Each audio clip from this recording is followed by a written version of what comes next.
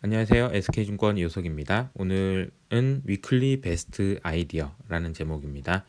이 내용은 일주일 동안 많은 영상들이나 뭐 제가 말을 많이 하는데 그 영상들 중에서 이거는 꼭 한번 들으셨으면 좋겠다라는 것만 좀 모아가지고 영상을 만든 거라고 보시면 될 것 같고요.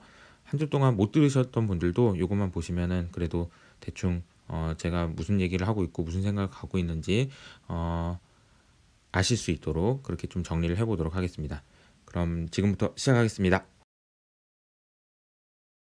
이번 한 주 동안에 있었던 일들을 한마디로 표현하면 베스트 에버 먼스의 표현인 것 같습니다. 최고의 한 달이었다. 이거는 그냥 우리나라뿐만 아니라 글로벌 주식들이 전부 많이 올랐다라고 보실 수가 있을 것 같습니다. 시장이 이렇게 많이 오르게 됐고 워낙 이제 과거에 한 번도 보지 못했다 이런 표현이 맞습니다. 너무 좋은 시장이 연출이 됐는데, 근데 이게 주가가 많이 오르면 사람들은 너무 많이 오르면 일단 무슨 생각이 먼저 드냐면 차익 실현을 해야 되겠다라는 생각이 많이 듭니다. 그래서 제가 차익 실현하는 것도 숏이랑 똑같으니까 좀 우리 조금 더 고민을 해보자.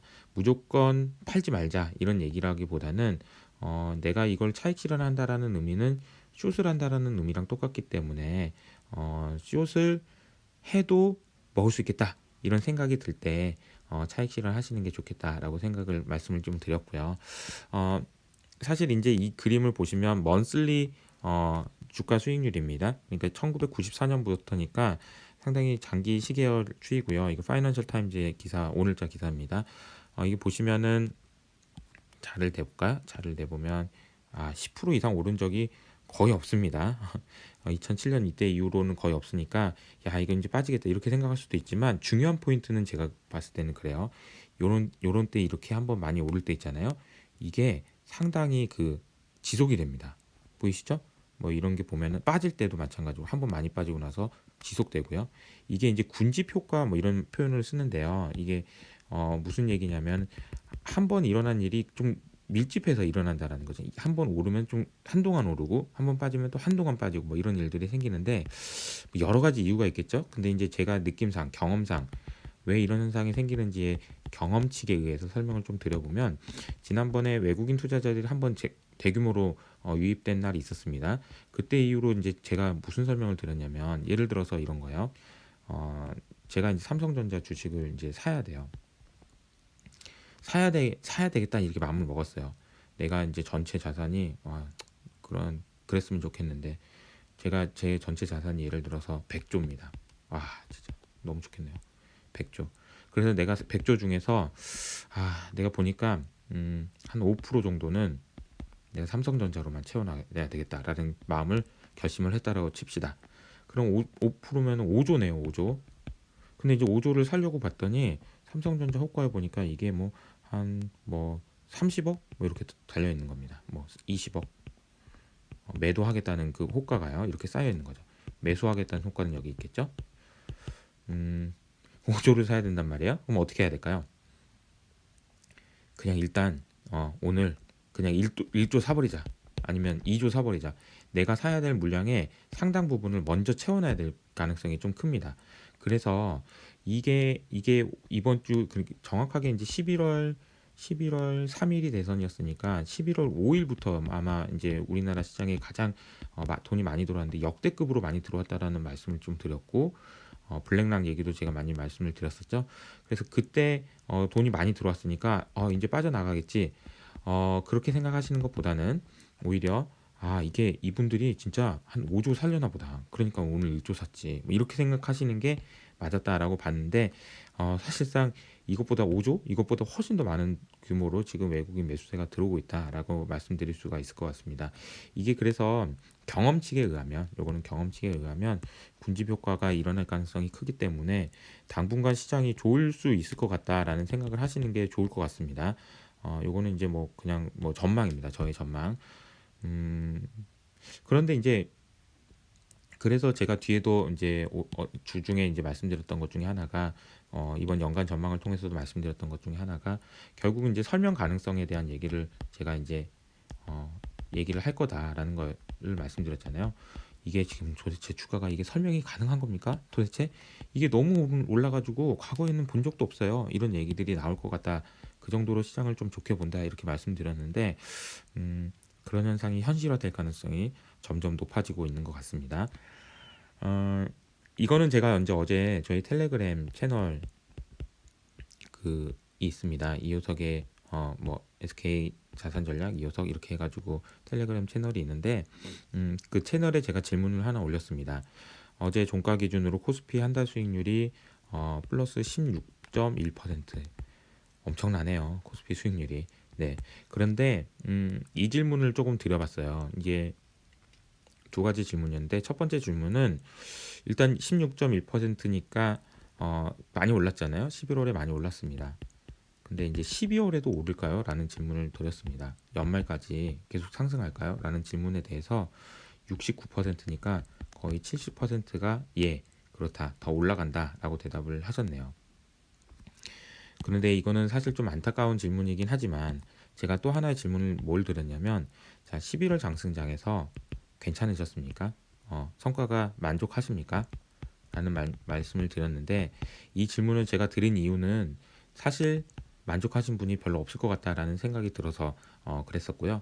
초반에는 거의 55%가 만족하지 못한다라고 대답하셨는데 이게 이 숫자가 이제 대답해 주신 분이 거의 2,000분이 넘으시니까 이렇게 되면서 이제 52%까지 줄긴 했습니다만 주가가 실제로 16%나 올랐음에도 불구하고 만족하시는 분이 별로 없다.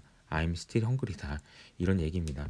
그 정도로 시장에서 이번에 너무 빠른 반등이 있었고 주가가 대형주 중심으로 저희는 이제 SK증권에서 12월 초에 연간 전망을 할 때 빅스라고 말씀드리면서 대형주가 좋을 것 같다라고 말씀을 드렸지만 대형주 중심으로 오르면 뭐 되게 해피하지 않아요. 모두가 해피하지 않습니다. 그리고 16.1%만큼 돈을 버신 분도 생각보다는 많지 않을 것 같습니다. 그러니까 아마도 이런 결과가 나오지 않았을까 그런 생각이 들고요. 이게 사실은 저희가 생각하기에는 주가가 조금 더 오를 수 있는 이유를 설명하지 않을까 그런 생각이 듭니다. 그리고 이제 뒤에 이제 주중에 제가 밸류에이션에 대한 얘기도 했고 여러 가지 이야기를 했는데 그 내용들도 한번 좀 보시면 좋을 것 같습니다. 감사합니다. 제가 지난주에 RCEP에 대한 얘기 그리고 CPTPP에 대한 얘기를 좀 했었죠. 이게 뭐 아니라고는 하더라도 여기는 중국 중심, 여기는 미국 중심이라는 거는 얘기를 하고 있습니다. RCEP에 지금 우리가 아시안 10개 국가 플러스 한중일 플러스 뉴질랜드, 호주 이렇게 해서 총 15개 국가가 지금 들어가 있는 상황이고요. 미국이 지금 TPP에는 아직 빠져 있습니다. 왜냐하면 트럼프가 나 안 해 뭐 이러면서 나갔잖아요. 그런 상황이기 때문에 TPP도 아직은 정비가 되어 있지 않은 상황이다. 그래서 제가 지난주에 말씀드렸던 거는 요 내용들이 지금 포함이 되면서 아직 지금 바이든이 당선이 아직 확정은 아니죠. 바이든이 당선될 경우에 TPP를 다시 가입할지 여부가 지금 일단 관심입니다. 가입한 이후에 TPP를 RCEP이랑 경쟁 구도로 가져가기 위해서는 미국에서 이 TPP에 대한 당근을 우리나라에게 줘야 되는 거 아닌가 그런 생각을 해보면 좀 흥미로운 생각인 거죠.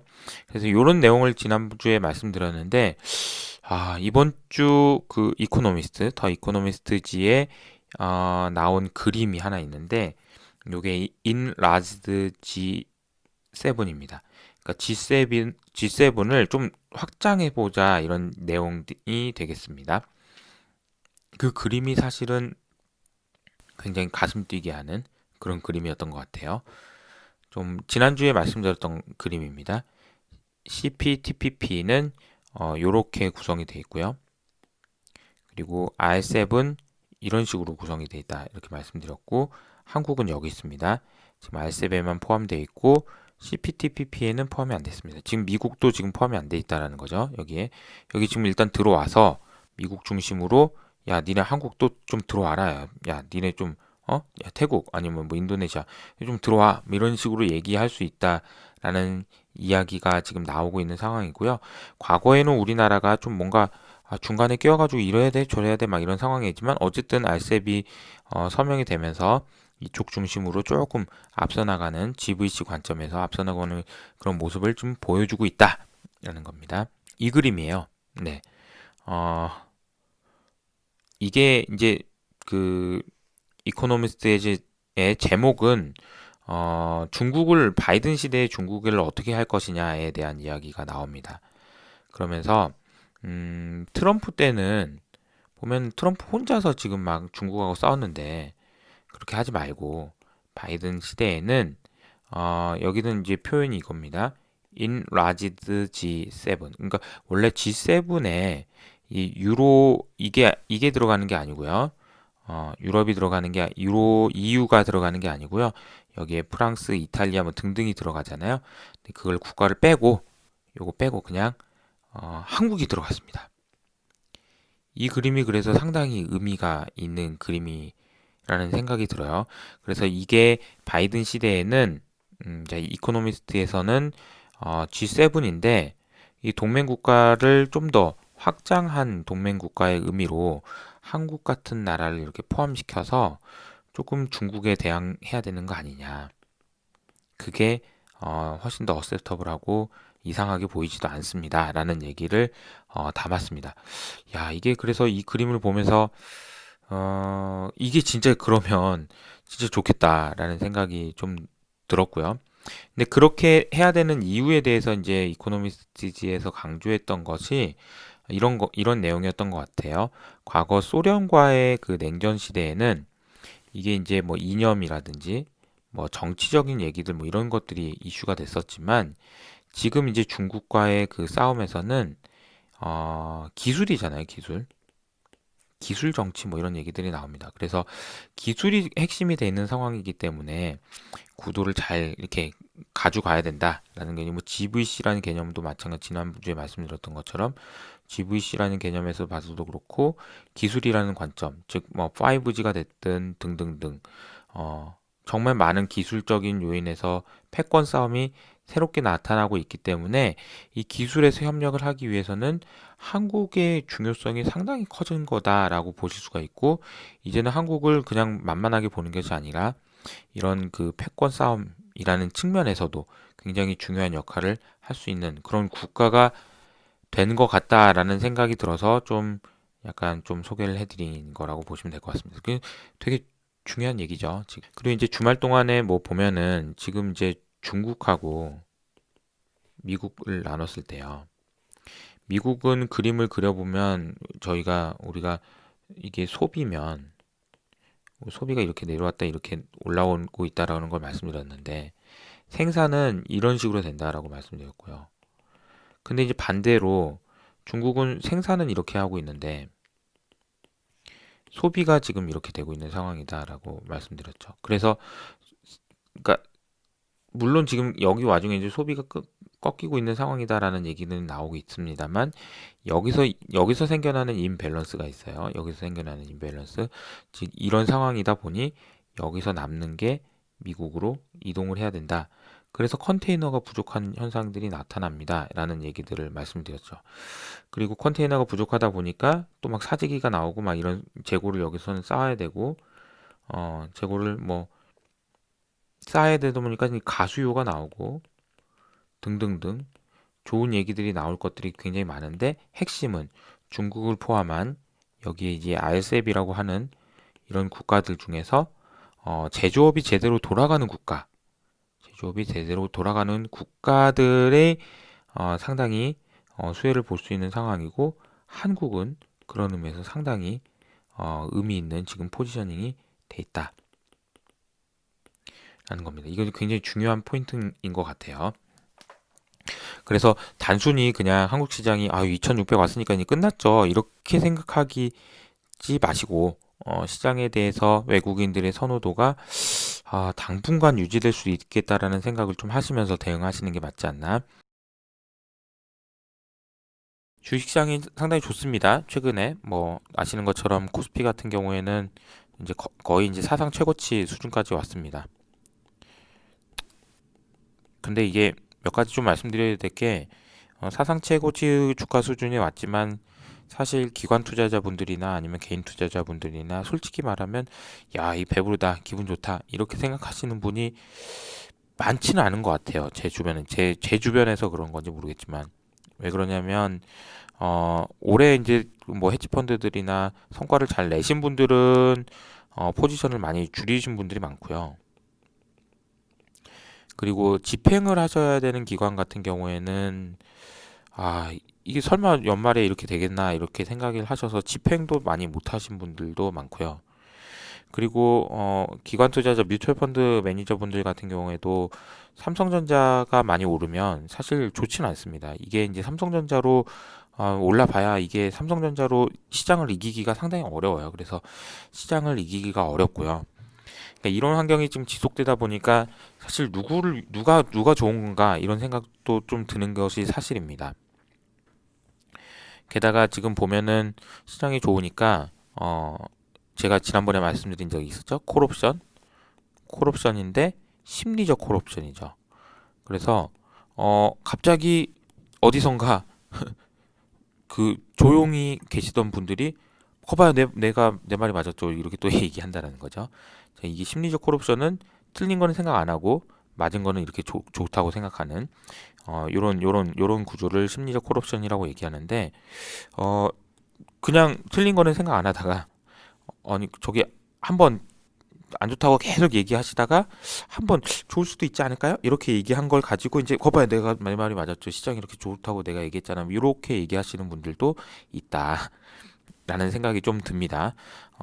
저도 늘 심리적 콜옵션이 어, 빠지지 않도록 노력을 하려고 노력하고 있습니다만 어쨌든 그렇다라는 거죠. 근데 다 애널리스트 분들은 뭐 다 좋다고 얘기를 하시지만 사실 또 냉정하게 보면 막 엄청 세게 막 해서 연말이 이렇게 올라갈 거라고 생각하시는 분은 뭐 많지 않았던 게 아닌가. 그래서 사실 지금 보면은 주식시장에서 긍정적으로 본다라는 말을 질문을 이걸 두 개 던져보면 좋을 것 같아요. 지금 주가가 좋을 것 같아요? 주가 좋을 것 같아요? 그러면 당연히 좋지. 내년에 엄청 좋을 것 같은데? 라고 대답하시는 분이 상당수지만 그래서 지금 주식 많이 가지고 계세요? 어? 아니, 아니, 아직 이제 좀 사야지, 이제. 뭐, 요런 반응들이 많지 않나. 예, 그런 생각이 듭니다. 그래서, 국내 주식 시장에서는 시장의 뷰는 굉장히 좋아졌지만, 사실 지금 시장을 주도하고 있는, 흐름은 지금 외국인이고, 외국인이 왜 사는지에 대해서 이해를 못하면, 좀 시장 흐름을 잘 이해하는데 어려움을 겪지 않을까. 그런 생각도 좀 듭니다. 자넷 앨런 의장이 나왔습니다. 드디어. 음. 이분이 왜 사람들이 왜 옐런을 어떤 분들은 이렇게 얘기하시는 분도 있어요. 옐런?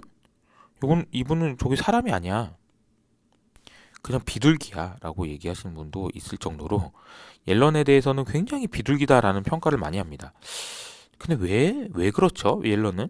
우리가 보통 보면은 이 그림을 그려가지고요.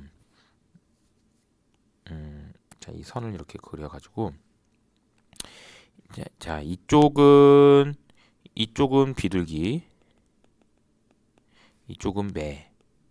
그래서 이 매파들은 경기가 조금만 좋아져도 야, 금리 올려 빨리, 야, 긴축해 막 이런 얘기를 하시는 분들이고요. 비둘기들은 경기가 좀 좋아져도 야, 긴축은 무슨, 아이고, 그냥 부양책 계속 써, 긴축 하지 마, 이런 얘기 하시는 분들. 그리고 경기가 조금만 안 좋아져도 야, 빨리 부양책 쓰지, 뭐 하는 거야 지금, 빨리 빨리, 이런 식으로 얘기하시는 분들을 비둘기다라고 얘기하는데, 옐런은 사람이 아니다, 비둘기다. 이 머리카락 색깔 보세요. 비둘기 아니야? 이렇게 얘기하시는 분이 있을 정도로 옐런에 대해서는 평가들이 굉장히 후합니다. 왜 그럴까요? 왜 그런지 좀 봐야 되겠죠? 옐런은 2014년에부터 이제 부임을 해서 2018년까지 있었습니다. 이렇게 보면은 이게 지금 기준금리니까 옐런은 분명히 금리를 올렸어요. 금리 올렸죠? 금리 많이 올렸습니다. 금리 올렸는데 왜? 금리 올렸는데 왜 비둘기지? 라고 생각하실 수가 있는데, 이 그림을 보시면 실업률 보시면 실업률은 2009년에 피크를 찍고 나서 계속 빠졌죠. 4년 동안. 그러면 이게 계속 빠지는 동안에 사람들은 뭐라고 얘기했냐면 경기가 이제 좋아졌으니까 금리를 올려라. 응? 라는 얘기를 했었던 거죠. 그런데 옐런은 이때부터 이때까지 버티고 이게 버티고라고 표현을 쓰면 되겠네요. 버티고 버텨서 금리를 안 올리고 끝까지 버텼습니다. 그리고 2015년에 한 번 딱 올렸더니 무슨 일이 벌어졌냐면 그때를 전후로 2015년을 전후로 해서 유가가 40불 하던 유가가 20불까지 빠지고 20불대까지 빠지고 뭐 정말 그 위안화 뭐 난리 나고 정말 그때 2015년 말은 정말 악몽이었습니다. 네, 정말 끔찍한 그런 상황이었는데 2016년에 무슨 일이 일어났냐면 2015년 말에 금리를 한번 올렸으니 2016년에도 금리를 또 올리겠지라고 생각했는데 웬걸 옐런이 또 버티고 버텨서 여기까지 왔다라는 겁니다. 그래서 옐런에 대한 평가는 그런 의미에서 굉장히 비둘기다라는 의견들이 많고 잘 해놓을 거다라는 건 생각이죠. 지금 제가 최근에 이제 말씀드리는 게 두 가지인데요. 첫 번째는 뭐냐면 경기가 좋고 백신이 나오는데 왜 부양책을 계속 써야 돼? 라는 질문에 대해서 옐런이 아마 재무부 장관이 되면서 버티고를 해주지 않을까 싶습니다. 두 번째는 백신도 그렇고요. 그러니까 옐런도 그렇고 지금 이제 주가에 대한 설명력, 주식 시장이 이렇게 많이 올라도 되는 거예요. 라는 이야기들이 나올 정도로 시장이 좋을 거다라고 지금 보고 있습니다. 요 그림도 하나 설명드릴게요. 이거는 지금 제가 2014년, 7년 전에 제가 썼던 글입니다. 요 그림은 뭐냐면은 이제 효서가 오늘 어머님께서 제가 축구를 워낙 좋아했었는데 효서가 오늘은 저녁 6시까지만 축구하고 들어와라 라고 얘기를 하셨습니다. 그래서 제가 정해놓은 시간을 항상 지키지 못했지만 그래도 6시가 다가오면 이제 들어가야 되네 이런 부담감이 늘 있었다라는 거죠. 진짜 열심히 했었는데요. 근데 그때 가끔 어머님이 효서가 밥이 조금 덜 됐다. 조금만 더 놀다 와라. 딱 한 10분만 더 놀다 와. 그러면 진짜 마지막 힘을 다해서 놀았다. 이런 얘기를. 이게 이제 금융시장도 비슷하지 않냐라는 고용지표가 워낙 잘 나왔기 때문에 많은 투자자들이 입에 정해진 시간이 들어갔으니 그만 놀고 특히 이머징 시장에서 미국으로 돌아가야 하나라는 생각을 했는데 옐런 의장이 야, 밥 덜 됐다. 좀 더 놀다 들어와라 라는 얘기를 하신 것 같다. 라는 말씀을 드린 게 2014년입니다. 2014년이요. 2014년 여기. 그러니까 이때부터도 사실 옐런 의장이 오자마자부터 이때는 이제 버냉키 시대였죠. 버냉키 때부터 옐런 의장 오고 나서 바로 야 이제 옐런 금리 올려 얘기 많았지만 아니에요 하면서 끝까지 버티셨던 그래서 사람이 아니고 비둘기가 아니냐 이런 얘기를 들으셨던 이분이 재무부 장관으로 오셨다라는 거는 뭐 저는 뭐 계속 시장에 대해서 긍정적으로 봤지만 더 좋은 이벤트가 된 것 같다라는 말씀을 좀 그러니까 특히나 신흥국 시장 특히나 우리나라 시장에게는 더할 나위 없이 좋은 그런 환경이 된 것 같다. 주식을 파는 게 상당히 중요하다고 저는 말씀드리고 있어요. 보통은 이제 차익 실현이죠. 차익 실현이라는 말이 나오면 마음이 상당히 푸근해집니다. 왜냐하면 돈을 많이 벌었으니까 이 정도면 됐지 뭐 이런 내용이거든요. 근데 예를 들어 볼까요? 테슬라를 예를 들어서 올해 이제 뭐 100에서 시작해가지고 100을 단가로 해서 샀다고 해봐요. 200이 됐어요. 와 좋다. 땡큐. 2배나 먹었네. 그리고 판다는 거죠. 셀. 근데 이게 아시는 것처럼 이게 550까지 갔단 말이에요. 그러면 이제 우리가 일반적으로 생각하는 거는 여기서 생각할 수 있는 거는 뭐냐면은 이거 배 아파 이거죠. 배 아파. 자, 근데 배 아프다라는 것만 가지고 이제 이걸 설명할 수 있는지를 보면은 자, 제가 이제 그게 아니라는 걸 말씀드리려고 하는 겁니다. 차익 실현이라는 것도 결국 숏이라는 얘기예요. 자, 무슨 말이냐? 이 차익 실현을 했다는 얘기는 주식을 차익 실현했다는 얘기는 숏 스탁을 한 거고요. 그리고 롱 캐시를 한 겁니다. 자, 그러면 테슬라를 여기다가 숏했고요. 그리고 나서 캐시를 가졌기 때문에 현금을 가지고 이제 은행에다 이자를 내놨겠죠. 한 1년 뭐 가까이 뭐 됐다고 합시다. 그래서 5%를 벌었어요. 캐시로 5%를 벌었습니다. 예금에 해놨으니까요. 근데 여기서는 지금 몇 배가 났냐면 2배가 넘게 났잖아요. 그러면은 숏에서 한 거는 내가 100을 팔았으면 200을 팔았으면 350만큼을 손해 본 겁니다. 손실이 난 거예요. 숏을 했으니까요. 그리고 5%를 벌었으니까 이만큼 200에 5%면은 10만 원이네요. 10만 원 벌고 350만 원 손해니까 마이너스 340만 원 손실이 난 겁니다. 자, 이거를 기회 손실이라고 얘기는 하지만 만약에 실제로 숏을 했다라고 생각하면 이건 기회 손실이 아니고 진짜 손실인 거예요. 340만 원이 내가 100만 원 넣어서 200만 원 돼가지고 100만 원 벌었는데 200만 원 지금 숏을 했으니까 340만 원 손실인 겁니다. 이렇게 됩니다. 좀 감이 오시나요? 제가 이제 이 말씀을 드리는 이유는 차익 실현을 할 때는 푸근해지는 마음 때문에 별로 생각 없이 그냥 하는 경우가 많은데요. 내가 이거를 숏을 해가지고도 돈을 벌 수 있는지에 대한 고민까지 하시고 차익 실현을 하시는 게 좋다라는 얘기입니다. 최근에 주가가 워낙 많이 오르니까 이게 이제 이렇게 계속 이러고 있다가 이렇게 지금 처음 오른 거잖아요. 그럼 사실 이 구간에서 제가 늘 얘기했던 PBR 한 배 구간에서 우리가 얼마나 코스피가 진짜 힘들었잖아요. 한 배 2450 뭐 2400포인트가 의미하는 거 그러면서 제가 엄청 말씀 많이 드리고 했는데 한 배 이제 처음으로 넘어섰잖아요. 그럼 여기에 대해서는 그동안 우리가 시장에 있는 참가자들이 모두 다 같이 지혜를 모아서 과연 코스피가 한 배를 넘어가는 게 맞습니까? 아닙니다. 맞습니까? 아니에요. 이 악유가 정말 많았던 구간이 이 구간입니다. 이 구간을 지나고 지금 이제 시장에서는 코스피가 한 배 넘어도 되는 거네 라는 게 합의가 된 거라고 보시는 게 맞아요. 그래서 주가가 오른 거다라고 보셔야 되는데 이제 와가지고 이제 아니야 다시 한 배로 돌아갈 거야 라고 생각하시면서 차익 실현을 하신다.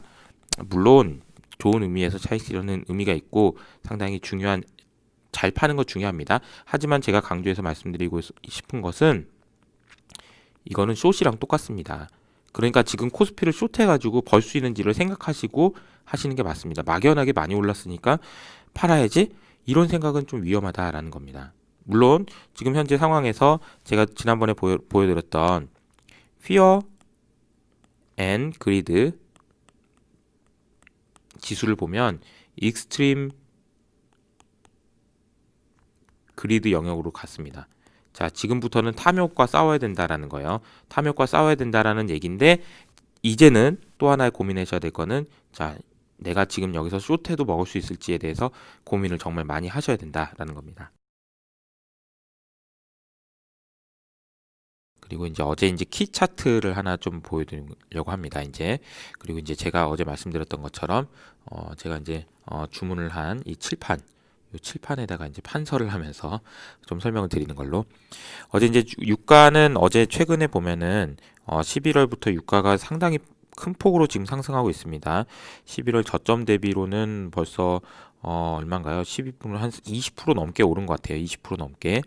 어제도 그리고 이제 유가가 올랐습니다. 최근에 유가가 오르는 모습을 보면서 저는 개인적으로 이게 물론 백신이 나온다라는 기대감 그리고 경기 회복에 대한 기대감도 있지만 이게 이것만 있는 게 아닌 것 같다라는 생각을 좀 하고 있었거든요. 지난번에 제가 말씀드린 것처럼 중동 지역에서 자꾸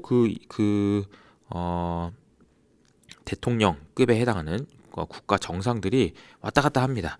예를 들어 이탈리아 정상이 뭐 사우디에 간다든지 그리고 뭐 터키랑 러시아랑 만났다든지 등등등 이런 일들이 지금 벌어지고 있거든요. 지금 대선을 끝나고 나서 이게 뭘 의미하는지는 뭐 저는 제가 해석할 수 있는 능력은 없습니다. 다만 제 생각에는 이게 지금 현재 유가가 오르는 것이 단순히 경기에 대한 기대감 뿐만은 아닐 수도 있겠다라는 생각은 좀 하고 있습니다. 지금 뭐 중동 지역에서 지금 어제도 이제 뭐 이란 총리도 뭐 한마디 했던데요. 우리 이제 트럼프 이전의 시대로 돌아가자. 그 얘기는 뭐냐면 나 좀 원유 생산하게 좀 풀어줘라는 얘기고. 그런데 뭐 이스라엘과 사우디가 만났다는 얘기는 또 뭐 이란 풀어주지 마세요. 뭐 이런 얘기가 될 수도 있는 거고 뭐 등등등 여러 가지 정치적인 해석이 가능합니다. 제가 이제 정치적 해석을 하는 건 아니고요.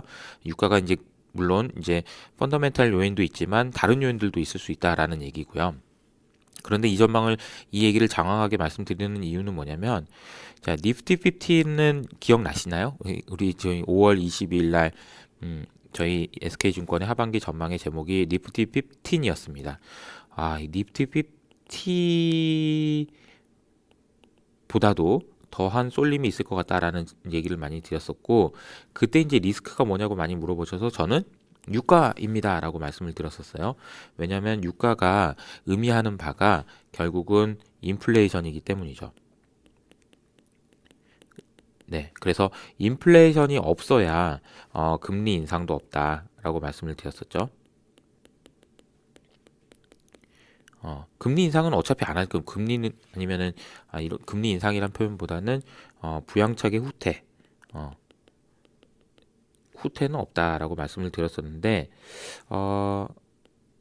인플레이션이 유가가 이렇게 만약에 갑자기 너무 많이 올라 버리면, 그때 제가 말씀드렸던 게 이제 50불이었고요. 이게 너무 많이 올라 버리면 인플레이션에 대한 걱정을 많이 할 텐데 그럼 부양책에 대한 후퇴될 수도 있는 거 아니냐는 걱정을 할 테고, 그럼 시장이 흔들릴 수도 있다라는 말씀을 드렸었습니다. 근데 지금은 최근에 이제 뭐 상황은 백신이 나오기 전까지 자금 흐름을 보면은 이런 걱정은 안 해도 되는 상황이었던 게 아닌가 그런 생각이 들었는데, 백신에 대한 기대감이 나오면서 상당 부분이 좀 바뀌었습니다. 그러면서 백신이 나오면서 경기에 대한 기대감이 생기고요. 진짜 이제 뭐 경기에 대한 기대감이 생기면 이게 가속화될 수 있는 게 리스타킹에 대한 수요가 생깁니다. 왜냐면 기업들도 이거 내년에 진짜 경기 좋아지면 이거 만들어놔야 되겠다라는 생각을 하니까 더 이제 재고를 많이 쌓아놓는다라는 측면이죠. 그러면서 이제 경기가 약간 과열될 수 있다라는 생각을 많이들 하실 거예요. 이게 이제 문제가 될 수 있습니다. 경기가 좋아지는 건 좋고 경기 민감주가 좋다라는 거는 좋은데, 과열되게 되면 이게 이제 문제다라는 얘기를 저도 여러 차례 많이 드리잖아요. 그래서 그 기준을 되는 것을 유가를 저희는 보고 있기 때문에, 유가가 여기서 50불을 넘느냐, 지금 이제 45불이죠. 넘지 못하느냐, 지금 이 차이는 좀 유의 깊게 지금 지켜보셔야 되는 그런 포인트가 아닐까, 유가를 먼저 좀 말씀을 드렸고요. 자, 이제 어제 이제 그 시장에서 굉장히 중요했던 그 보고서가 하나 나왔습니다. ECB에서 여기도 이제 파이낸셜 스테빌리티 레포트를 냅니다. ECB에서도요. 이제 여기서 이제 이 보고서의 결론은 한마디로 말하면 현타, 이렇게 말씀드릴 수 있겠네요. 이게 진짜 이 정도였어? 라는 내용이죠. 그림을 좀 자세히 보시면, 이게 뭐냐면은 이 그림이 이제 키 차트라고 저는 보는데요. 이게 이제 예상되는 이제 그 충당금입니다. 요 정도는 쌓아야 될 것 같다라는 건데, 이게 파란색이 이제 실제거든요. 실제로 은행들이 쌓은 거. 그럼 이게 주황색이 뭐냐면은 이거 모델 베이스로 에스티메이션 했을 때의 데비에이션이라는 얘기니까, 실제와 현실의 차이. 이게 여기서 이제 현타가 온 거죠. 네. 진짜 이 정도로 심각한가? 막 이런 생각을 하게 된 겁니다. 국내에서도 사실은 금융 규제 유연화 방안이라는 게 있는데요. 요게 이제 여러 가지 뭐 얘기들이 많이 있고, 뭐 NCR이라든지 뭐 다양하게 복잡한 얘기들이 있지만, 쉽게 말하면 이자를 내지 않아도 요주의로 분류하지 않아도 되는 그런 등등의 유연화 방안들이 지금 시행이 되고 있고요. 당초 이제 9월 말까지였던 요주의 방안 그 기간이 9월 말까지였는데요. 언제까지로 연장이 됐냐면 2021년 3월까지로 연장이 됐습니다. 이 2021년 3월을 좀 주목해 보셔야 될 필요가 있는 것 같아요. 왜냐하면 2021년 3월 근처에 가면 어쨌든 시장에서는 이거 연장되는 겁니까?부터 시작해서 이거 지금 이거 요지로 해야 되는데 안 한 거 뭡니까? 이 현실과 실제의 괴리는 우리나라에서는 얼마나 됩니까? 라는 얘기가 많이 나올 겁니다. ECB에서는 뭐 지금 ECB 상황은 뭐 워낙 안 좋았으니까 이게 이제 걱정이 되는 거고, 우리는 좀 다릅니다. 이 정도는 아니에요. 이건 너무 심해요, 이거는. 네. 근데 이제 그런 건 아니지만 어쨌든 우리나라 시장에서도 체크는 해볼 필요가 있다라는 겁니다. 우리가 늘 지금 시장에서 제일 많이 고민하는 게 뭐예요? 경제가 안 좋은데 어떻게 주가가 좋을 수가 있습니까? 라는 거였잖아요. 근데 이 경제가 안 좋다라는 거는 제가 말씀드리는 것처럼 늘 모든 주체, 모든 경제 주체에 대한 이야기고, 주가는 상장 기업에만 해당되는 거잖아요. 상장 기업에만. 그래서 모든 경제 주체에 해당되는 얘기가 경제이기 때문에 주가에는 영향을 상대적으로는 덜 줍니다라고 말씀을 드렸지만, 자, 모든 경제 주체가 뭐 부도가 난다든지 아니면 부실이 난다든지 이런 얘기들이 현실화될 경우에는 이거는 당연히 금융기관에는 영향을 줄 수밖에 없는 거죠. 그런데 이거를 지금 일단은 끊어놓은 게 금융규제 유연화 방안이라고 보면, 이거를 잘 발라내고, 이거를 단순히 이걸 보면서 지금 우리나라든 미국이든 어디든 간에 상관없이 이걸 단순히 지금 보고한 실제가 아니고 그 북트 현실로 쌓아놓은 충당금이 아니고 현실을 봐야 되는 거 아닌가. 실제로 가려놓은 거 말고 그런 내용들이 어제 이제 ECB에서 보여준 거라고 보시면 될 것 같습니다. 또 하나는 저희가 어제 이제 스크린을 이제 했었죠. 어제 스크린 9시 반에 9시 20분에 저희가 이제 계속 매주 지금 하고 있는데, 어제는 이제 박기현 연구원이 중국에 대한 얘기를 좀 해줬습니다. 못 들으신 분도 있을 것 같아서 결론적으로만 말씀을 좀 드리면, 중국의 회사채 부도가 지금 최근에 많이 나오고 있습니다. 근데 이걸 보고 이제 많은 분들이 걱정을 하시는 거죠. 이거 뭐냐, 이거 지금 리스크 아니냐. 옛날에 그림자 금융 생각난다. 그죠? 그러면서 걱정을 많이 하세요. 그런데 일단 이렇게 좀 정리해 볼게요. 첫 번째, 규모를 좀 보셔야 됩니다. 칭화윤이 굉장히 유명한 회사죠. 반도체 관련돼서 유명한 회사입니다. 여기서 이제 규모가 대략 회사채 부도가 났는데 2천억 원 정도, 원화 기준으로 2천억 원 정도를 부도냈습니다. 제가 이제 이걸 보고 저의 느낌은 장난하니? 이런 느낌이었습니다. 장난해? 2천억? 왜 이런 느낌이었냐면, 칭화윤이라는 기업의 국영 기업이죠. 정부가 인젝션 투자를 해준 돈이 제가 알기로는 20조가 넘어요. 근데 2천억을 못 내가지고 회사채가 부도났다고요? 이거는 뭐지? 뭐 이런 생각이 들고요. 두 번째는 뭐 박기현 연구원에 이제 체크를 해보니까, 산업별로 봤을 때는 이제 과거에는 태양광 산업이면 태양광에 집중되고 뭐 이런 것들이 있었는데, 요새는 전 산업에서 부도가 지금 나고 있다라는 게 특징인 것 같다라는 겁니다. 세 번째는 이 그림에 나와 있는 건데, 국영 기업이 민간 기업에 비해서 국영 기업이 지금 부도가 안 나던 게 지금 많이 난다라는 겁니다. 그게 이제 특징이라는 거예요. 자, 이런 특징을 보고 우리가 임플리케이션을 찾아야 되는 게 뭔지를 세 가지를 좀 정리를 제가 좀 해봤는데, 일단 해당 기업 입장에서는 이런 겁니다. 정신 차려, 이런 거죠. 정신을 차려라. 그리고 이제 투자자들한테는 시그널을 주는 겁니다. 중국 내부에서는 이렇게 국영 기업 회사채를 거의 무위험 상품이라고 지금 팔고 있었다라고 얘기를 합니다. 그래서 무위험이 아닙니다. 이거는 위험한 투자입니다. 회사채는 원래 위험한 거예요. 근데 무위험이 아니다. 실제로 국영 기업 같은 경우에는 무슨 뭐 AA 등급이 뭐 90%가 훨씬 넘고 막 이런 얘기들이 있잖아요. 그런 얘기들이 있는데 똑바로 정신 차리세요. 그리고 이제 해외 투자자들한테도 우리 좀 잘할게. 크레딧 관리 니네들이 생각하는 것처럼 아직 시스템도 없고 그런 거 아니야 라고 얘기하고 싶은 게 아닌가. 물론 뭐 이렇게 한다고 해서 바로 뭐 되는 게 아니죠. 뭐 지금 뭐 중국에 있는 그런 것들을 다 믿어줘라 뭐 이런 얘기를 하는 거는 너무 과도한 요구일 수 있습니다. 그러나 그런 시그널을 준 게 아닌가 라는 생각이 들고요. 시장 관점에서 우리가 생각해야 되는 거는 이런 게 아닌가 싶어요.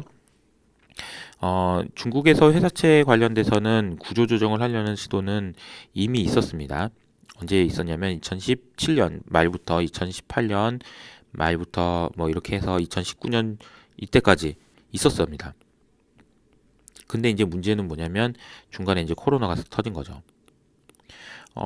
이걸 이제 제가 비유를 그때 이제 한 거는 아기가 지금 말을 안 들어가지고 혼내고 있는데 갑자기 아기가 코로나에 걸려가지고 병원에 입원한 겁니다.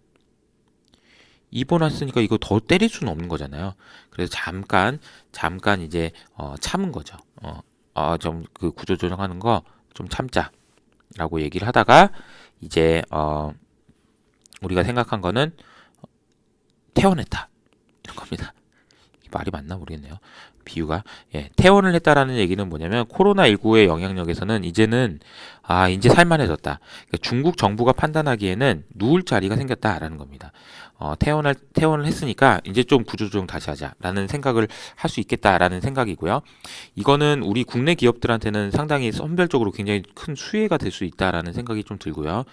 쓸데없는 구조조정, 그러니까 좀비 기업들이 워낙 많았는데 이게 구조조정을 된다고 하지만 뭐 저도 이게 보면은 중국에서 구조조정 한다는 얘기 진짜 많았는데 진짜 되는지는 물론 되는 부분도 있지만 봐야 돼요. 그래서 수혜가 있다라는 부분은 잘 체크를 하셔야 되겠지만 어쨌든 개념적으로는 회사채 부도 사태를 보고 우리가 이해해야 될 부분은 이런 게 아닌가 그런 생각을 좀 하고 있습니다. 마지막으로 오늘 좀 내용이 많아서 좀 긴데 마지막으로 자 FOMC 의사록입니다. 어제 좀 중요한 일들이 많았던 것 같아요. FOMC 의사록에서 좀 여러 가지 얘기들이 나왔지만 결국은 자산 매입에 대해서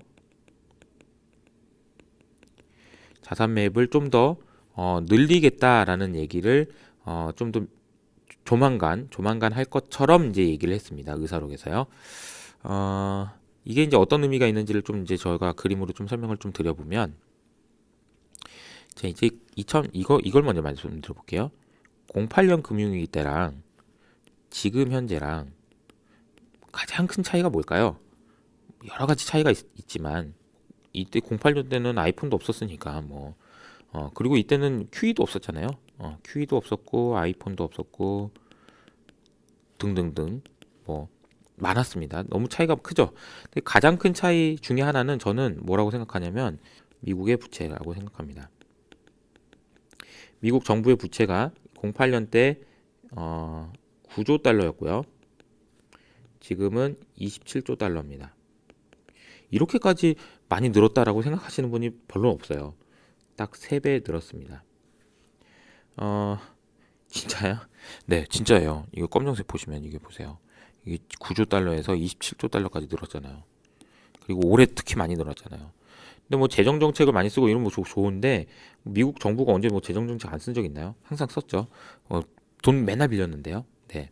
그런데 여기서 이제 중요한 포인트는 제가 늘 말씀드리는 것처럼 은행에서 돈을 빌릴 때는 은행이 이자를 정하지만 정부가 돈을 빌릴 때는 정부가 이자를 정합니다. 이렇게 말씀을 드립니다.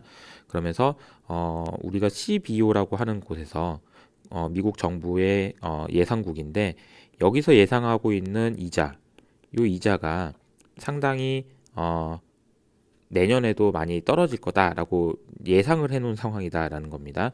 그런 상황에서 경기가 좋아져서 아니면 적자 부채를 많이 발행해서 금리가 올라간다라는 생각을 하는 거는 이건 1차원적인 생각인 거죠. 당연히 경기가 좋아지고 부채가 늘어나면 채권이 늘어나니까 금리가 올라가겠지라는 거는 1차원적인 생각. 늘 우리가 해야 될 일은 한 번 더 생각하는 거잖아요. 네, 한 번 더 생각하는 거. 세컨 레벨 싱킹을 해야 됩니다. 네. 요거는 뭐냐면 금리가 올라가면 가만히 있겠냐 연준이? 요겁니다. 세컨 레벨 싱킹이라는 거는 금리가 올라가면 가만히 안 있습니다. 연준이. 그 얘기를 어제 FOMC 의사록에서 한 거다라고 말씀드릴 수가 있겠다는 거죠. 그래서 아마 12월 달 FOMC에서 주목해 보셔야 될 부분은 그러면 자산 매입을 어떻게 할 거냐? 만기를 긴 거를 살 거냐? 아니면 좀 더 많이 살 거냐? 뭐 이런 얘기들이 이제 나오겠죠.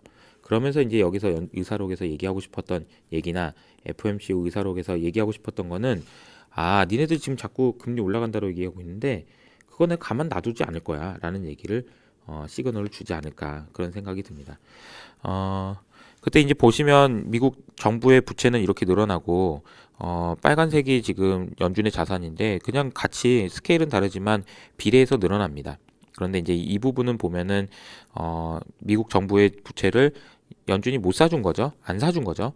그럼에도 불구하고 이거는 민간에서 수요가 있었기 때문에 뭐 해결이 됐었다라고 보실 수가 있는데 지금은 뭐 좀 그런 상황이 아니에요. 그리고 게다가 지금 보시면 이 부분에서 더 많이 늘어나잖아요. 그거 체크하실 필요가 있다라는 겁니다. 자, 우리는 오늘 세컨 레벨 싱킹을 해야 된다. 누울 자리를 보고 다리를 뻗어야 된다라는 얘기를 좀 이제 오늘 말씀을 드렸습니다.